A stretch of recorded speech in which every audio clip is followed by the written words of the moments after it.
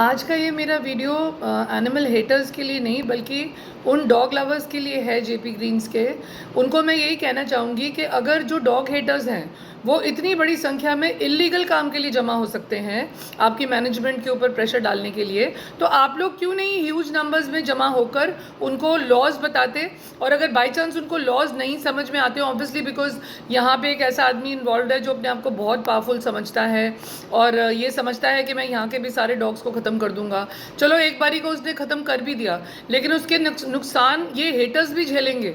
आपको लग रहा है ना कि ये नहीं झेलेंगे, आप इनको समझाइए।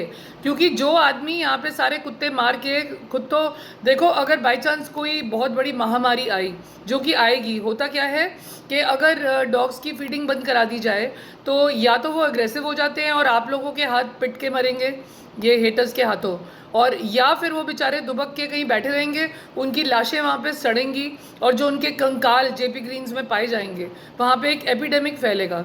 और जब वहाँ पे एक एपिडेमिक फैलेगा तो जिस आदमी ने आप सबको उकसाया और जिसने ये सारा काम करवाया, वो खुद तो पहले भी बॉम्बे से भाग के आया था, उसका क्या है, वो इस वाले शहर को भी छोड़ देगा, लेकिन बाद में तड़पने के लिए पीछे से किसको छोड़ के जाएगा?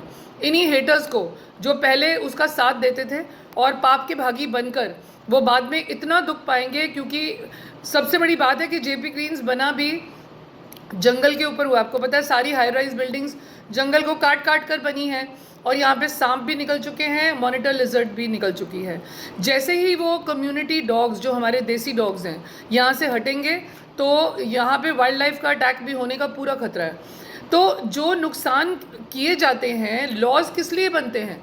लॉज इसलिए बनते हैं, लॉज क्यों हम लोग बोलते हैं कि ओबे कीजिए, क्योंकि अगर आप लॉज तोड़ेंगे तो आपको बहुत बड़ी गलतफहमी है। आप ये मत समझिए कुत्ते अकेले मरेंगे, वो सबको साथ लेकर मरेंगे। क्योंकि आगे जाकर जितने भी नुकसान होंगे उनकी सड़ती हुई लाशों से, या फिर मॉरली भी मैं आपको बताना चाहूँगी, क्योंकि बेजुबान को अगर मारो तो उसकी हाई लगती है आसमान तक, if you really believe in this, because आप लोग तो मंदिर खुद जाते हो। तो जो लोग मंदिर जाते हैं उनको समझना चाहिए कि बेजुबानों को दुख देकर वो भी सुखी नहीं रह सकते। तो जो कुछ भी जेपी ग्रीन्स में हो रहा है बहुत दर्दनाक है और बहुत ही दुखदाई है, क्योंकि सिर्फ एक आदमी जो पावर से इतना ज़्यादा भड़का हुआ है, उसको लग रहा है कि पता नहीं मैं कुत्तों को मार के कौन सी जीत हासिल कर लूँगा। कि अगर चलो एक बारी को हमने मान भी लिया कि उसने पेनल्टीज इलीगल लगवा दी और बेचारे फीडर्स जो नहीं इतना अफोर्ड कर सकते, बार बार 5,000 के फाइन कौन देगा? अगर वो बाई चांस इलीगली जीत भी गया तो ये उसकी जीत नहीं होगी, ये हार होगी।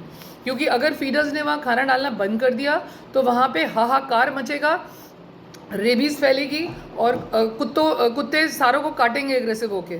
तो ये जो अग्रेशन बचाया जा सकता है वो खाली फीडर्स बचा सकते हैं, आप लोग बचा सकते हैं, और आप अपनी जो मैनेजमेंट है उसको भी थोड़ी सी सद्बुद्धि, थोड़ा ज्ञान दे सकते हैं। और वो ज्ञान तभी दे सकते हैं जब आप यूनाइट होंगे। So do unite in very huge numbers and tell them the repercussions, कि आगे जाकर जब आप कुत्तों को ख़त्म कर देंगे यहाँ से, जो भी हमारे भारत देश के, जो हमारे भारतीय समुदाय के डॉग्स हैं, अगर वो ख़त्म भी हो गए, अभी उनके पास शेल्टर्स तो है नहीं, आप सब जानते हैं अभी शेल्टर्स बने नहीं हैं, और सुप्रीम कोर्ट के ऑर्डर्स को ट्विस्ट किया जा रहा है। सुप्रीम कोर्ट ने खाली ये बोला था कि जब शेल्टर बन जाएंगे तब भी पब्लिक प्लेसेस से उठाए जाएंगे, सोसाइटीज़ के कुत्ते तो तब भी नहीं उठेंगे।